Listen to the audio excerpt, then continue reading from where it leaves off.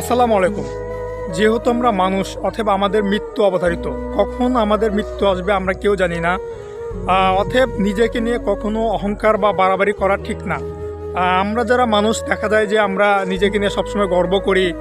আসলে গর্ব করা মোটেও ঠিক না, কারণ প্রত্যেকটা মানুষের ভিতরেই কোনো না কোনো ত্রুটি থাকবেই, ভুল ভ্রান্তি এগুলো থাকবেই। কেউ যে একদম নিট অ্যান্ড ক্লিন এমনটি না। পৃথিবীতে সকলের মধ্যেই ভুল আছে এবং অনেকের মধ্যেই ভালো গুণ আছে। যেমন ধরেন আপনি যাকে পছন্দ করেন না বা আপনার কাছে যে একদম ঘৃণার পাত্র, একটাবার ডিপলি চিন্তা করে দেখবেন যে তার মধ্যেও কোনো না কোনো ভালো গুণ আছে। সেও কিছু ভালো না ভালো কাজ করছে বা সে কিছু চেষ্টা করলে ভালো না ভালো কিছু করতে পারবে। অতএব নিজেকে নিয়ে কখনো অহংকার করা যাবে না এবং নিজেকে নিয়ে কখনোই অন্যদের কাছে নিজেকে একদম হাই লেভেলের মানুষ ভাবানো ঠিক না। কখন মৃত্যু আসবে এটার কোনো গ্যারান্টি নাই। তো সেই ক্ষেত্রে আমরা সবাই অবশ্যই